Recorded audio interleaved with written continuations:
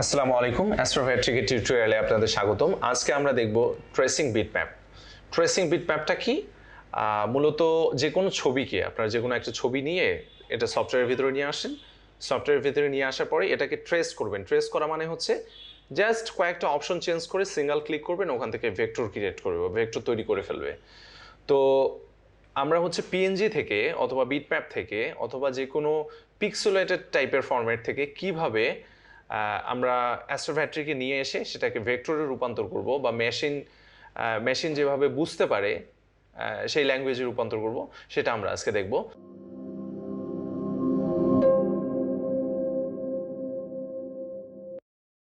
চলুন আমরা স্ক্রিনে চলে যাই।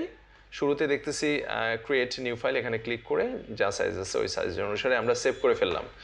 আমি আপনাদের জন্য আগেই প্রিপেয়ার করে রেখেছি। এই যেমন আমি গুগলে গেলাম, গুগলে গিয়ে আমি এখানে লিখছি যে দেখতে পাচ্ছেন আপনারা পিএনজি ব্ল্যাক অ্যান্ড হোয়াইট কার, আমি কারের একটা পিএনজি করছি। এখানে ক্লিক করে দেন হচ্ছে পরের ট্যাবে গেছি, পরের ট্যাবে গিয়ে দেন এখান থেকে আমি একটা পিএনজি ডাউনলোড করছি।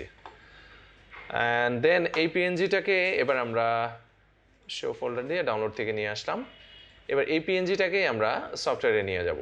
সফটওয়্যারে নিয়ে যাওয়ার উপায় কি? আমাদের ডাউনলোডে আছে পিএনজিটা, চলে যাই সফটওয়্যারে। সফটওয়্যার গিয়ে এখানে দেখতে পাচ্ছেন এই যে ইম্পোর্ট বিটম্যাপ। আমরা মূলত আজকে এই টুলটার কাজ শিখব। এটা এই যে দেখেন ট্রেস বিটম্যাপকে ট্রেস করা। তো এখানে আমি ফাইলে এখানে এসে দেখেন এই যে এই অপশনটা, এটা হচ্ছে ইম্পোর্ট বিটম্যাপ। এখান থেকে আপনি যদি ফাইলে যান, ফাইলে গিয়ে যদি আপনি ইম্পোর্টে যান, দেন হচ্ছে ইম্পোর্ট বিটম্যাপ, আপনি এখানেও অপশনটা পাবেন। বাট যে আপনি যেভাবেই চান, ওকে, এটাকে টেনে এনেও এর উপরে ফালালেও হবে। সো আমি এই পদ্ধতিটা অবলম্বন করতেছি এখানে, যে এটাকে ক্লিক করে দেন আমি ডাউনলোডে চলে গেলাম। ডাউনলোডে গিয়ে আমি যে ছবিটা ডাউনলোড করেছিলাম সেই ছবিটাকে ওপেন করলাম, দেন এটা আমার এখানে চলে আসলো। তো আমি চাইলে এটাকে এভাবে করে রোটেট করতে পারি, হালকা করে এই যে রোটেট করে নিতে পারি, অর কন্ট্রোল সেট দিয়ে সমান করে নিই, অথবা আমি সাইজটাকে ছোট বড় করতে পারি এর চেয়ে। তো আমি আমি চাচ্ছি যে আমি এমনটাই এতটুকুতেই ট্রেস করব, যা আছে তা ঠিক আছে আমার জন্য। ওকে, এটাকে আমি সিলেক্টেড অবস্থায় রাখলাম। রাখার পরে আমি এই টুলটাতে গেলাম। এটা কি বলছে? Trace bitmap. ট্রেস বিটম্যাপে আমি ক্লিক করলাম। দেন এখানে অনেকগুলো অপশন আসছে। আমরা মূলত খুব বেশি ফোকাস করব না অপশনগুলোতে, আমরা জাস্ট কয়েকটা অপশনে ফোকাস করব। দেখেন এখানে কি বলছে যে আমরা কতগুলো কালার ট্রেস করতে যাচ্ছি। আর এখানে এই যে এখান থেকে শুরু থেকে আসি, মূলত আমরা এই অপশনগুলো নিয়ে খুব বেশি নাড়াচাড়া করব না। এই অপশনগুলো নিয়ে নাড়াচাড়া করতে গেলে দেখবেন যে আপনারা গিজিবিজির মধ্যে পড়ে গেছেন। তো আমরা যেগুলো বেস্ট কয়েকটা জিনিস যে সেটিংগুলো চেঞ্জ করতে হয়, আমরা জাস্ট শুধু ওটাই করব। এখানে চলে আসেন, বলছে যে type of tracing to use, কোন টাইপ অফ ট্রেস আপনি ইউজ করবেন। আমরা এখানে কালার ট্রেসও করতে পারি যদি কালার ইমেজ হয়, এবং ব্ল্যাক অ্যান্ড হোয়াইট পিকচার হলে আমরা ব্ল্যাক অ্যান্ড হোয়াইট ট্রেস করতে পারি। তারপর হচ্ছে ব্ল্যাক অ্যান্ড হোয়াইট যদি আমরা ট্রেস দেই, এখানে কি বলছে? Number of colours and threshold. আমাদেরকে থ্রেশহোল্ডটা সেট করতে হবে। মিনিমাম থ্রেশহোল্ড হচ্ছে 0.1। এই যে মিনিমাম থ্রেশহোল্ডে গেলে আপনি দেখতে পাচ্ছেন যে এটার কতটুকু কি পরিমাণ ট্রেস করতে পারবে এবং কালারটা কোন পর্যায়ে আসবে। আর যদি আপনি এটাকে ম্যাক্সিমাম করেন, তাহলে দেখবেন যে কি পরিমাণ ট্রেস করে কি পরিমাণ আনতেছে থ্রেশহোল্ডটা। তো আমরা এখানে সামহার মিডিল লাইক দেখে দিব যে আসলে আমার ট্রেসিং করতে গেলে কীরকম কী আসে। ঠিক সামহার মিডিল এখানে আমরা সেট করে দেন ট্রেস করতে পারি।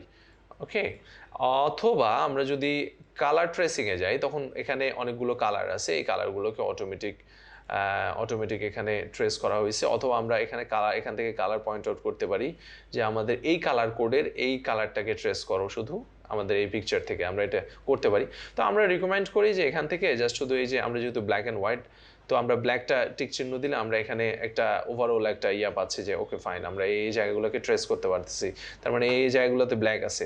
দেন হচ্ছে আরেকটু ডিপ ব্ল্যাক দিলে দেখা যাচ্ছে যে আরও কিছু আসতেছে, আবার আসতেছে না। তো এইভাবে দিয়ে দেখবেন যে আসলে আপনার কোন কোন জায়গাগুলোতে দরকার এবং কোন কোন জায়গাগুলোতে দরকার নেই ভেক্টরের। দেখেন আমি এখানে যখন দিলাম, তখন এটা যেহেতু হোয়াইট, পুরোটাকেই ট্রেস করে ফেললো এবং বাকিটাকে করে ফেললো।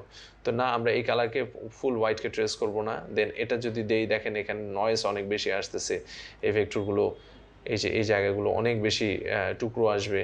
সো ওগুলোকেও আমরা নিব না। দেন মানে লাইক আমরা বিভিন্নভাবে এক্সপেরিমেন্ট করে দেখবো যে আমাদের আসলে কোনটা নিলে বেটার হবে, কোনটা নিলে ঠিক হবে না। সো খুব বেশি অপশন আমি এটাকে সিলেক্ট করার জন্য রিকমেন্ড করি না। ফর এক্সাম্পল আমরা এখানে একটাই সিলেক্ট করছি, একটাই সিলেক্ট করে দেখি যে আসলে আমাদের আউটপুটটা কেমন আসতেছে। আমরা এখানে যদি থ্রেশহোল্ডের পরিমাণ সাধারণত অবশ্য 3 কালার ট্রেস করাটাই বেস্ট, তাহলে হচ্ছে আপনি মানে থ্রেশহোল্ডের ব্যাপারটা হচ্ছে কি যে আপনার যে ইমেজটাকে আপনি ইম্পোর্ট করলেন এই ইমেজটাতে মূলত অসংখ্য কালার থাকে, এই কালারগুলোকে কি করে, কালারগুলোকে থ্রেশহোল্ডটা ফিল্টার করে ফেলে, ফিল্টার করে ক্যাটেগরাইজ করে। যেমন হচ্ছে আমাদের এই ইয়াতে মোটামুটি আমরা এখানে দেখতে পাচ্ছিলাম যে 16টা কালার ওরা ট্রেস করছে, 16টা কালার ট্রেস করে এই যে এই 16টা কালার এখান দিয়ে দিচ্ছে 16 কালার্স। বাট আমরা যদি কালার ট্রেসিংয়ের মাত্রাটা কমাই দিই, দেখেন আস্তে আস্তে কমাই দিচ্ছি, যার ফলে এখানে আমাদের ডিটেলটা ভেক্টরগুলো কতগুলো বেশি আসতেছে। তো আমরা আস্তে আস্তে কমিয়ে কমিয়ে সাধারণত এখানে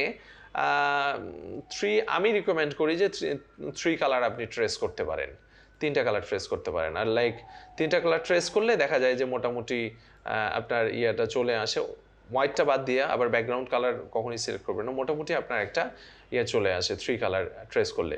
আবার যদি 2 কালার ট্রেস করেন তাহলে হচ্ছে ওই যে একটা কালার দিয়েই আপনার পুরোটা ইয়ে করতে হবে। সো এটা আপনার ইচ্ছা, আপনি একটা করেন 2টা করেন, এটা আপনার ইচ্ছা। সো এই দিকের অপশনগুলো খুব বেশি ইয়ে করার দরকার নেই। এই যে নয়েজ, এটা বলছে নয়েজ মানে হচ্ছে কি আপনার ওই যে দেখবেন যে এখানে যে আপনার যে ভেক্টরটা ক্রিয়েট করবে এই ভেক্টরটা মানে কতটুকু কাপা কাপা হবে, এই যে কাপা কাপাটাকেই নয়েজ বলে। স্ট্রেট তো হচ্ছে স্ট্রেট অ্যান্ড কাপা কাপা হচ্ছে নয়েজ।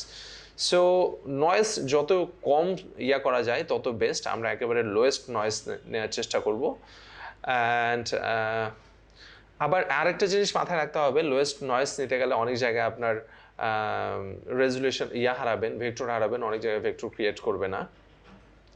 অ্যান্ড দেন আপনারা যদি প্রিভিউয়ে দেন তাহলে হচ্ছে আপনারা দেখতে পারবেন। আর আপনারা ভেক্টরটাকে গ্রুপ করতে চান কিনা, যদি গ্রুপ করতে চান তাহলে এটাতে এই টিক মার্কে টিক চিহ্ন দেবেন। সো আমরা গ্রুপ করতে চাই মানে একখানে রাখতে চাই সবগুলো ভেক্টরকে, দেন আমরা প্রিভিউ দিয়ে দিতে পারি। প্রিভিউ দিলে আমাদেরকে দেখিয়ে দিচ্ছে যে হচ্ছে আমাদের ভেক্টরগুলো কোন খান দিয়ে তৈরি হচ্ছে বা কীভাবে তৈরি হচ্ছে। এই যে আমরা প্রিভিউটা দেখতে পাচ্ছি।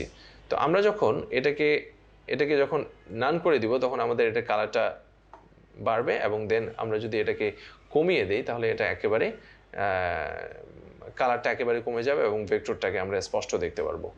তো সব কিছু হওয়ার পরে আপনি যখন স্যাটিসফাইড এই ভেক্টরটা নিয়ে, আচ্ছা এগুলো ভেক্টর ক্রিয়েট করতেছে আমি এতটুকুতে স্যাটিসফাইড, দেন হচ্ছে আপনি অ্যাপ্লাই প্রেস করেন।